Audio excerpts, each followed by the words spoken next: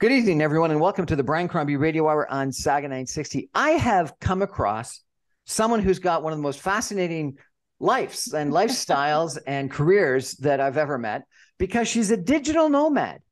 She travels the world and works from wherever she is. And in this world of internet and Zoom and global, stuff, I guess you can do that. And so I want to introduce you to Amanda Christmann Larson, and she is a mom. She's a grandmother, and she's a digital nomad. She's currently living in Barcelona, Spain. And in the last year, she's lived in Ireland, Thailand, Vietnam, Bali, Egypt, Italy, and now in Spain. She works in communications for US-based law firms, and she keeps up a full-time working schedule while she travels. Unbelievable. Where do I sign up? I want this job. Fantastic. You can do it. You could probably do what you're doing now and do this. So tell me, how did you decide to do this? Well, I think the biggest thing is I had great role models. I had done a lot of travel to Africa in particular. In Ghana, I had an NGO years ago, and I started to meet people who were traveling full time and working online. And as the internet offered more and more opportunities, it became more common. It was a lot of younger people at the time, and there weren't a lot of people I knew my age who were doing it. And I'm 50 now, so but really, I got to a point where my kids were out of the house. It was just me and my dog, and my son now has my dog, and I just decided to live the life I wanted to live. And how many years have you been doing this? It's been almost exactly 1 year now, and I've got more years planned. How many more years do you think you'll do it?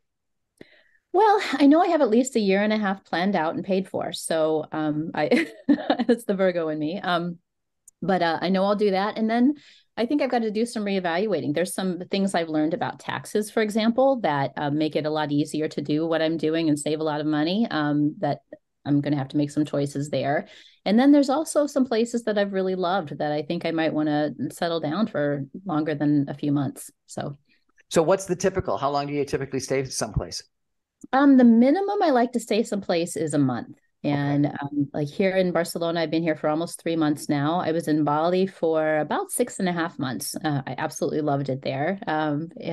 It's really, a month is the minimum, because I think you don't really, you're just a tourist if you're here for shorter than that. You don't really get to feel what a place is like, and you don't Right. get to meet local people. So And do you rent stuff on Airbnb, or like, how do you find a place? I do. I rent a month-long stay as minimum on Airbnb, and by doing that, you get really big discounts on there generally. And the other thing is that I was very fortunate in that I was able to book almost everything just after COVID. So things were still very inexpensive. And on Airbnb, you can book things 2 years out, which is what I did. And so I booked at the times when things were the least expensive and got them all paid for. And the downside of that, of course, is that then you're locked in, and if you decide to change your plans, You can't. it was harder. But the upside is that I saved a lot of money living this way. Fantastic. And like, what do you do for clothes? Like, are you traveling with 10 suitcases, or are you able to actually, do a reasonable luggage? It's been really tough, actually. That's one of the hardest things, because a lot of the climates that I go to are different. So I started off in Ireland, and I went to Thailand from there. So That's a bit of a completely change. different. Yeah, it was. So I sent a box home to my kids. My kids are holding all my stuff for me, and they're probably tired of it. But and then I ended up buying almost all new stuff. Well, I had to buy new stuff in Thailand because actually the airline lost I had two pieces of luggage. They lost the one with the summer stuff in it. So I had to buy all new stuff in Thailand, which got me through for many months, because I was, from there I was in warm climates. And then here, now that I came back to colder climates here in Barcelona, I've had to buy a lot warmer stuff. So I kind of have all new stuff, but then I got too much stuff, and now I've got to leave a bunch here. I'm donating it. So it's kind of the packing is the hardest part. Well, and I would have thought that, as you stay in Barcelona for 3 months, or Bali for 6 months. Now, maybe Bali, you're spending most of your time in a bathing suit or shorts, but you'd end up buying stuff. And so you'd accumulate a lot more new stuff. Mm-hmm. Yeah. And I'm learning to, well, I already learned before this, but just to not be attached to things. So I don't spend a ton of money on what I buy, and I end up donating a lot of it because I just don't want to lug it around. But I don't buy much if I'm only in a place for a short amount of time. But like here and in Bali, when I was there a longer time, I wore the stuff that I got quite a bit. And so I did buy some things, and then I just donated at the end and just take what I need to take. What do your kids think about this? They're fantastic. In fact, they were the biggest. I was worried about what my kids would think because people's moms don't do this, right? Like it's kids always talk about how I mean, I always hear my friends say, you know, I go back to my parents' house and I go back to the room I grew up in, or, you know, whatever. I don't have that for my kids. And so I was really concerned that they were going to feel like I didn't love them, or that, you know, somehow they were missing out. And they have been incredibly supportive. In fact, I was most concerned. My middle son is married, and they had at the time two little girls. They just had twins also. But I was worried that they would think that I didn't want to see the children grow up, my grandchildren grow up. And I said that outright to them, and they said, no, you've always been the Mimi who travels, and it's okay. And so I still FaceTime my granddaughters, and all my kids, and we have a family group chat that we do. And so we don't feel like we're out of touch. But I think for me, I've really shifted my mindset into, instead of being that mom who's home making cookies and waiting for the kids to come home and stay, which is lovely, it's not me. I'm the one who I feel like I'm showing them that they can live their dreams, whatever it is that they decide to do. That, you know, they don't have to. I think we, especially as girls, we grow up now being told we can be anything. And the caveat is that until you have children, and then you're supposed to give up your life for your kids, which is, I mean, there's a lot of that you want to do. It's not like it's a horrible burden most of the time, but I just really feel like we need to be reminded sometimes that we don't have to give up on the things that we have always dreamt of doing. Now, a lot of people think traveling, I presume you're traveling on your own. I don't know this, but traveling on your own would be really challenging. And some people would think it's not a lot of fun. Tell me about that. Well, yes, there are challenges. It's, for example, I've got to be the one who makes all the arrangements. If there's a train I need to catch, I'm the one who has to book it and make sure I get there and get to the right bus stations and, you know, all the stuff. And sometimes that's really kind of tough, because sometimes I would just really like to have someone else do it for me. And then the other thing is that, you know, depending on where you are, Barcelona is a place where couples are. Like people come here for vacation, especially this area that I'm in. It's a fantastic area called El Born. It's a big vacation area, and couples come. So when I go to a restaurant, it's not a single person sitting there like me. So it is a little bit intimidating sometimes here. But there's other places I've been where it's, you know, Bali, for example, tons of people come by themselves, so it's not that big of a deal. So psychologically, it does do a number on you sometimes, but overall, I think just the empowerment that you gain from it, and the things you learn about yourself, and the things you learn about the world in general, are so much more important than those little moments of discomfort. Well, we're going to take a break for some messages and come back after 2 minutes and ask you about what you learned about yourself and what you learned about the world, and more about this, you know, I think fantastic digital nomad. I want to sign up for it. It sounds wonderful. Stay with us, everyone. We're going to be back in 2.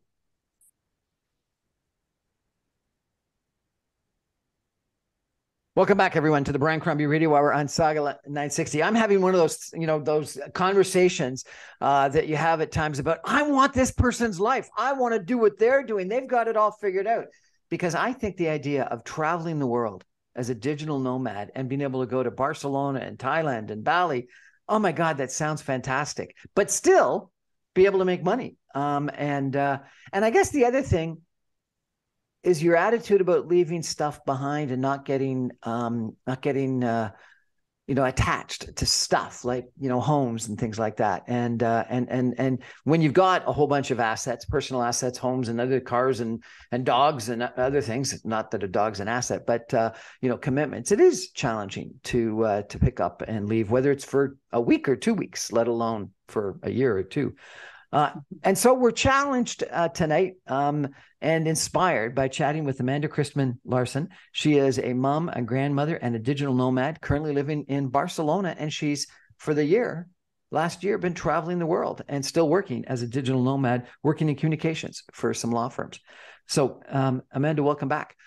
So let me ask you, you said before the break that you learned stuff about yourself. Oh, definitely. What have you Yeah. learned about yourself? Well, I think, for me, I started my family really young, and I've been a parent and a partner my entire adult life. And so doing things on my own is relatively new. I think COVID was the first big dive into that and the first dive into having to get comfortable with that.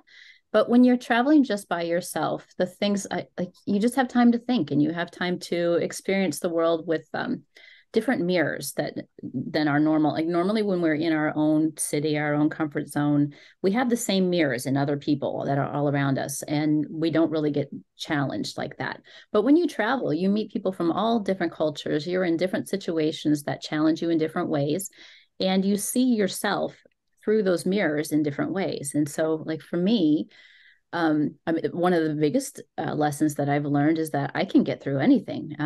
There's been some stuff. There have been some challenges that, I've ended up in places that I didn't know where I was. My phone was dead, and there's all kinds of challenges that you find yourself in.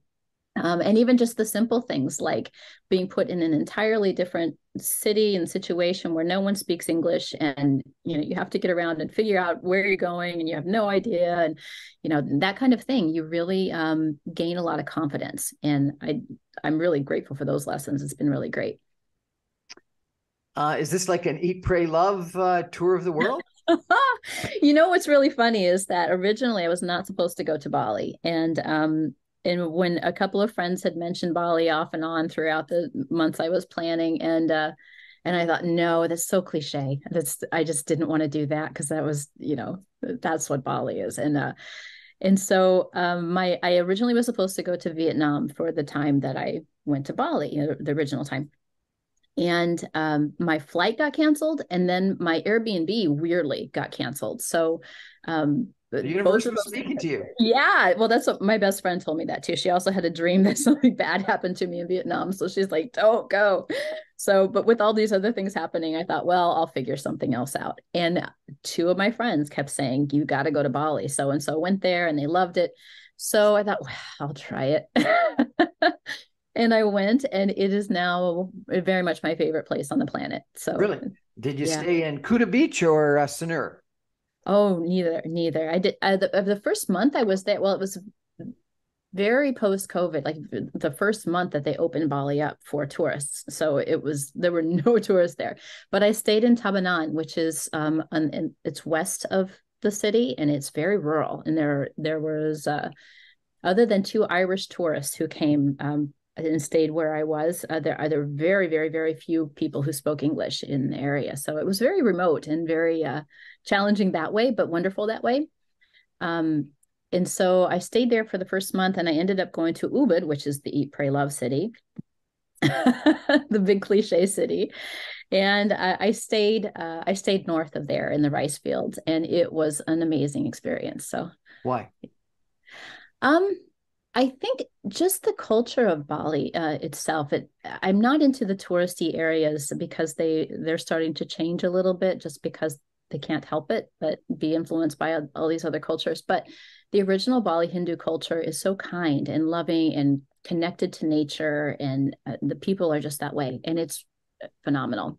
And I loved waking up to the birds singing and the green rice fields, and then going to sleep, and there'd be thousands of frogs at night in the rice fields. It was just so connected to nature that I loved it. And one of the things that was the most important to me that I learned there was when I first got there, we'd be driving down the road with my host, and because we did a bunch of things together, and I would see these people just sitting in front of their house, just sitting and not doing anything. And to me, in my Western culture, like, that's so hard. Like, what do you do when you're sitting there? And I laughed at first. And then as time went on, when I moved to the rice fields, there was a ballet in front of a ballet is like a platform with a roof where the farmers can rest during the day. There was one right in front of my villa in the middle of the rice field. And this farmer would come out there and watch his rice grow for hours every day, just sit and watch the rice grow. And I remember thinking, that's phenomenal. Like, how do I get there? I can't imagine doing that. So I really consciously started thinking about it, and I'd sit on my porch and just sit and just see what happened if I just sat without my phone, without, anything else. And I noticed things like dragonflies and butterflies and insects. And I saw there was the same bird that lived in the little bush that was in front of my place, or, and he'd come back all the time. And I started to notice these things and just be able to sit and be and breathe. And that is something from our Western culture. We're so used to busyness that's so, it seems, we're told that's lazy or whatever, but it's the most liberating, wonderful thing to just be able to be and not do. Okay, let's turn to business. How are you able to keep your business going? It's quite a segue. Sorry. So business has been good. The hardest thing is time zone differences. And because I'm in, a lot of times right now I'm 7 hours ahead of my clients. And when I was in Bali, I was 14 hours ahead. So I worked a lot of nighttime. That's the hardest thing. But it is nice to be able to wake up wherever you want. And it is nice to be able to have, for me, it's my daytimes now. But, for a lot of people, you consider it your evening to do whatever I want and then work at night in the evening. And, weekends, I'm getting to see all these incredible things. I got to go see the Great Pyramids in Egypt, and I got to, here in Barcelona, I'm going skydiving this next weekend. And, there's all kinds of things that I get to do and enjoy that are not necessarily things that I could see and do from my hometown. Would you have gone skydiving in your hometown? I did, but it would be completely different views than the Pyrenees, right? So there's no question be different views. I'm just wondering, when you say about your confidence and about, branching out and doing brand new things, are you going out and doing brand new things like skydiving? But you're saying, no, you would have done that anyway. Well, something I am doing later on this week, and one of my mornings is I'm going scuba diving for the first time. And that's something that honestly, one of my only fears is open water. And so I'm going to try to overcome that. So we'll see how that goes.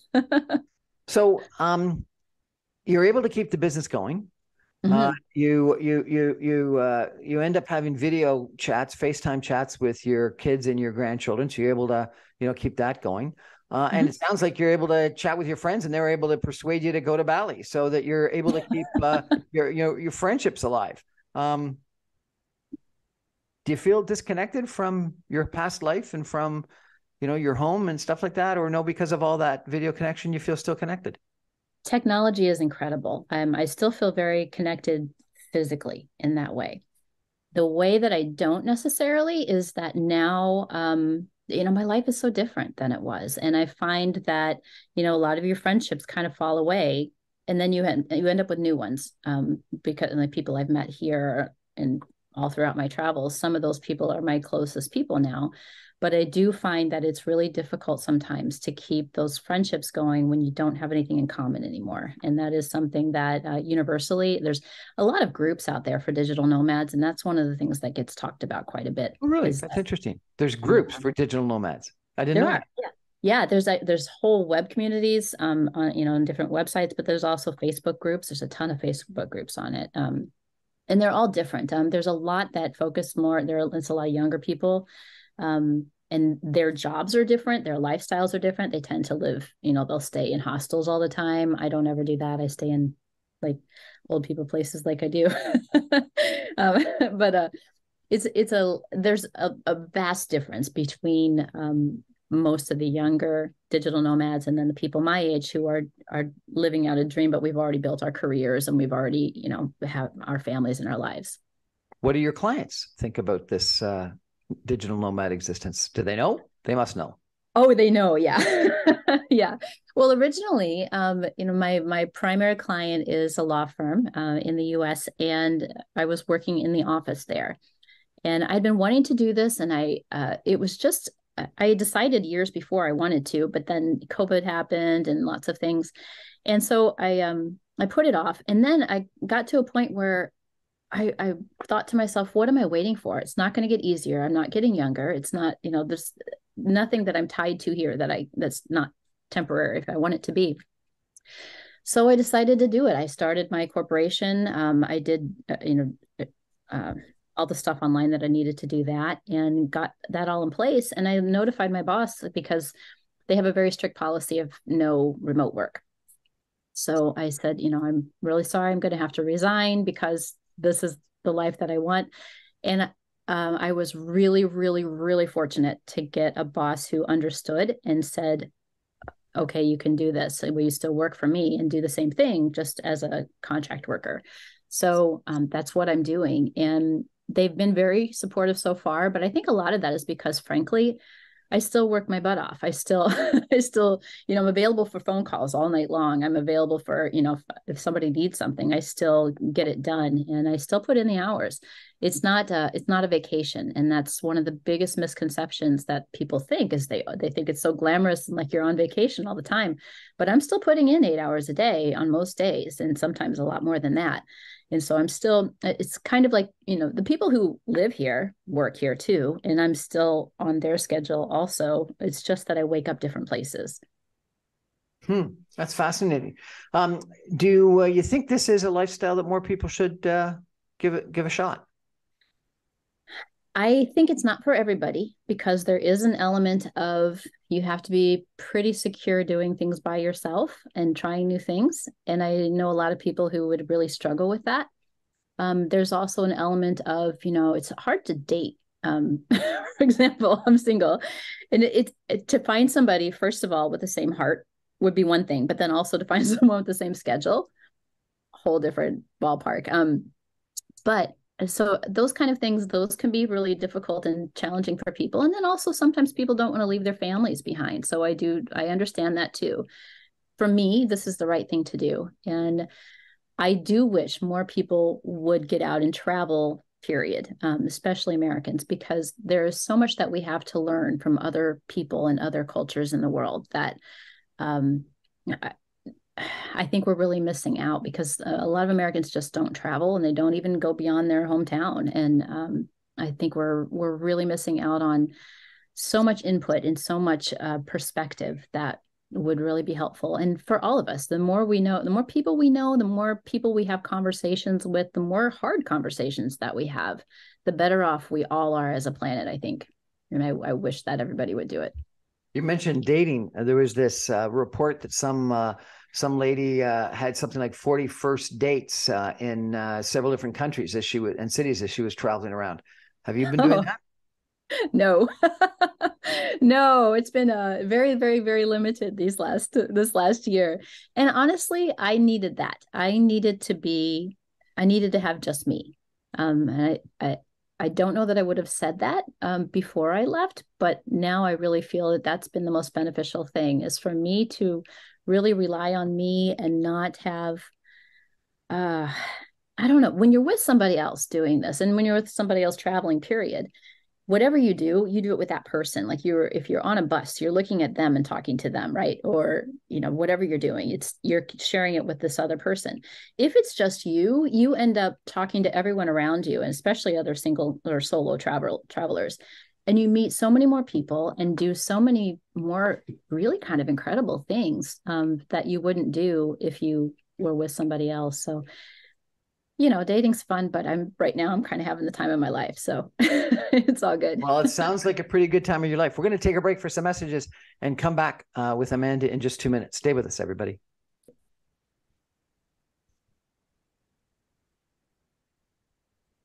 Welcome back, everyone, to the Brian Crombie Radio Hour on Saga 960. I'm having a lot of fun tonight, living vicariously through Amanda Christmann Larson, who is a digital nomad. She's traveling the world. It's something that I've always, dreamt of doing, Amanda. It sounds fantastic. I saw an ad for a cruise ship that travels the world, and you can live on the cruise ship for a full year, and you visit every different city. And that'd be different than what you're doing, because you're not actually living in the cities and getting to know the cities. You're just sort of living on the cruise ship and visiting the cities as you go by.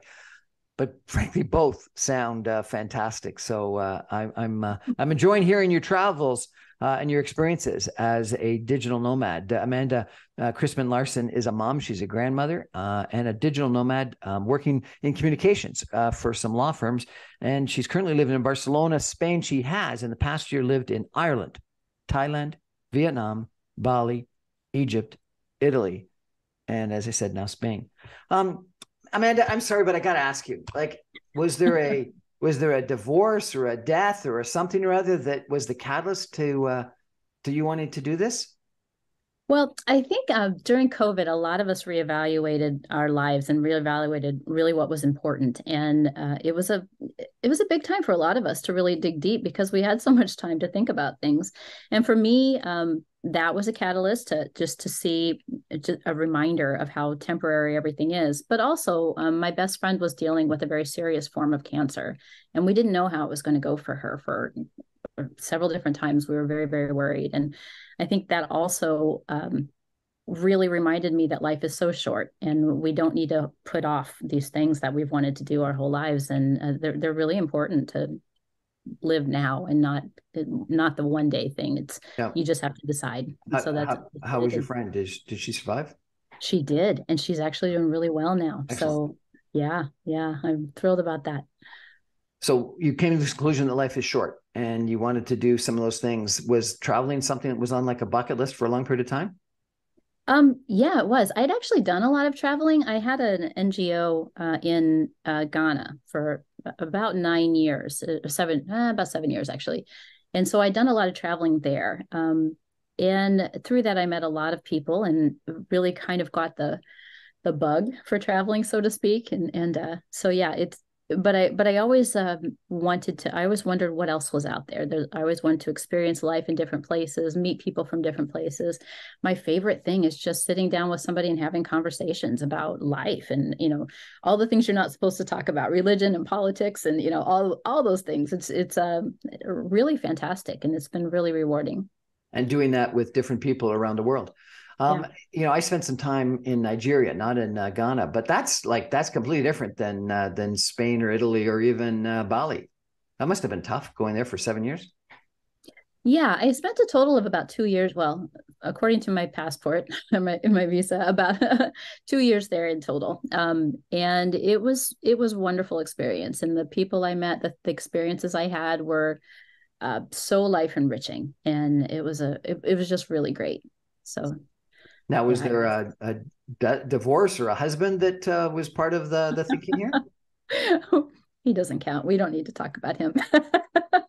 No, I've been divorced for some time now. So, but yeah, this is, I think, I look back on different stages of my life, and I think most of us do this. And it feels like have different books even. It's not even a different chapter. It's a whole different book that I was in at different times of my life. And I can't imagine now who I am now going back and being in that life that I was then. And I think that's a good thing. I think it's an evolution. I think it's we're all here for a very short time. We don't know how long that is. And we have this journey in front of us. We can make it really simple and comfortable.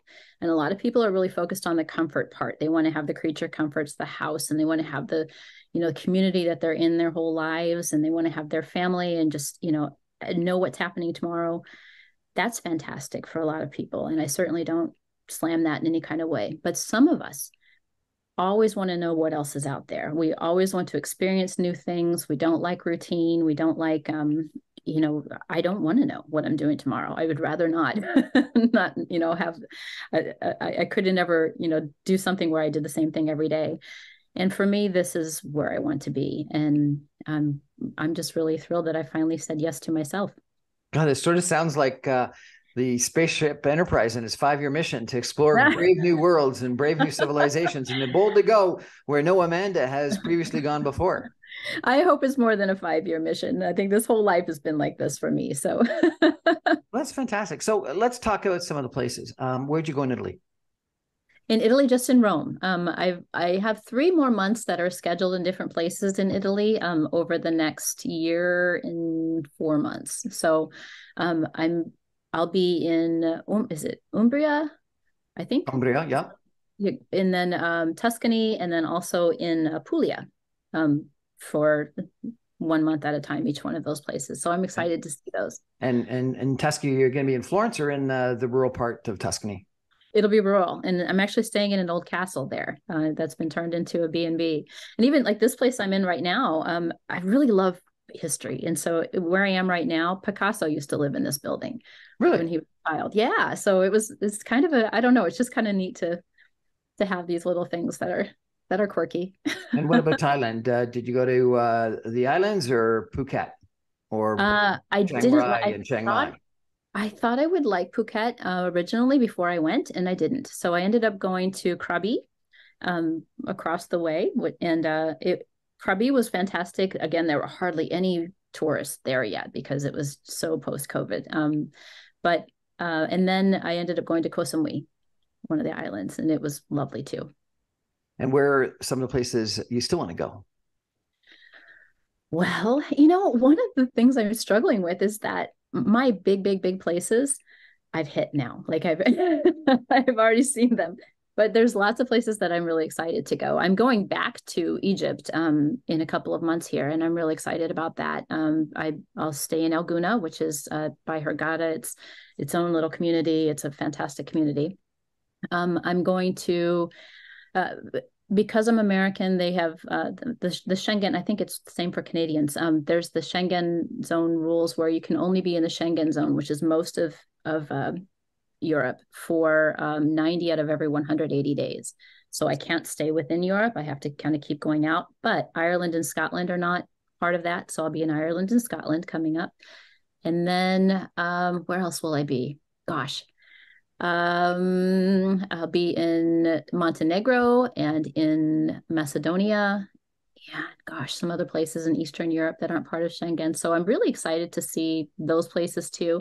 And it's not necessarily the country that I'm so excited about. It's the places I found within the country. So the spots where I found to stay are they're beautiful, and I'm excited. Oh, I'll be in the Greek Isles for Christmas this upcoming year, which is also exciting. So I've always wanted to go to Croatia, Montenegro, that part of the world, and haven't. I have been, throughout Italy and through a lot of Europe, but I haven't done that whole.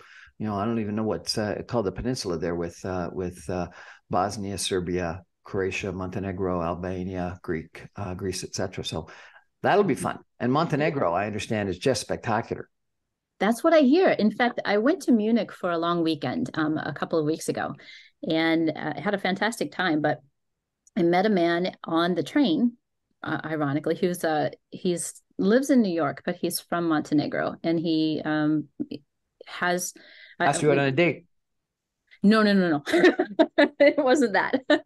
No, we were talking books and lots of literature and politics and things. And he's a fascinating person, but it wasn't a date situation. It was just more of a wow, we really, have a lot in common. And he has a house in Montenegro that he only uses once or twice a year. So he said, "Oh, when you go, if you want to go by the sea, let me know and you can borrow my house and all this." So it's the people who you meet doing this kind of thing are, I don't know, it makes it really does. It's not about the places so much as the people and the experiences that you have. And that's another big part of traveling by myself. If I would have been traveling with somebody else on this train or if he would have had a conversation. Yeah. It was one of the things. He was having a hard time with the ticket thing and I helped him out. And yeah, it was just. So you say you've learned about people around the world. What have you learned? Well, I've always been friendly. I know that, but I've learned that, like, for example, a little thing is that if I'm walking down the street and there's a man and a woman, I smile at the woman. I connect with women. And that's really, for me as a woman, that's really where it is. It's the women in whatever culture fill you in on everything. They tell you, where to go for certain things, how to do things. They come with you if you're a little bit wary of something. But women have been fantastic throughout this entire trip. There's been some lovely men too, but my friendships I've made with different women are fantastic. My host in Bali, where the place where I stayed the longest, is about my age. Her husband is a cruise ship guy, so he works on a cruise ship 9 months out of the year. So she's there by herself quite a bit with her kids. Well, she and I are about the same age. So we would go climb. There's a tower that you can watch the sunset with. And we'd climb the tower, and neither of us were drinking alcohol. So she doesn't, and I quit during my time in Bali. And so we would drink beet juice and pretend it was wine and just sit and talk and laugh. And, it's just the connections that you can make with people when they don't look like you, when they don't have your language necessarily, like as a primary language. And when they have very, very different life experiences, I think I think back home, people tend to segregate themselves based on those things. And when you're out in the world like this, you don't. And the things you find out about people and the experiences that you have with them and the lovely, lovely things that happen as a result it's just mind blowing. It's been wonderful. You learned about confidence for yourself. Anything else? Well, I mean, I'm sure there's lots and lots of lessons in there that I could and could not identify. I think part of it's because of where I am in life, but I think self-care has been a really big lesson for me, something that I didn't always take time for before, and recognizing within myself, hey, I'm really tired. I need to give myself a break from this thing. Or even recognizing, like I just talked about alcohol a little bit ago, even recognizing that alcohol is an option. It's not just like, it was just such a thing that everybody did, back home. You go out to, have a long day at work, you go out for drinks with your girlfriends kind of thing. And recognizing that that's an option and that that's not maybe necessarily the best option for me because I don't like the way I feel the next day or afterward, whatever. It's just things like that where I can question my everyday habits and question, I walk everywhere now. I drove a car for the first time last weekend because I flew to Tenerife and just had a long weekend and had to have a rental car. I hadn't been driving and all of a sudden I was on these mountain roads that were crazy steep. And but just recognizing I don't even have to drive everywhere now. I can walk everywhere. I came to Barcelona and one of the things that I wanted to do was sign up at the gym. And I recognized that, I like the way it feels when I keep my body healthy and, eat the right foods and all of that kind of thing. And I think I'm getting to experiment with the things that are good and recognize the things that are not good for me far more than I would if I was in a routine. And that's been really good. Amanda, thank you so much for joining us and sharing with us your digital nomad experience, your travel around the world, and about what you've learned about yourself. And I do think it's inspirational, and I really appreciate it. Please keep in touch and maybe connect up with us again and tell us about the next city that you're in. Okay, great. Thanks, Brian. We're going to take a break and come back in just 2 minutes. Stay with us, everyone. Fascinating conversation with Amanda. Thank you so much.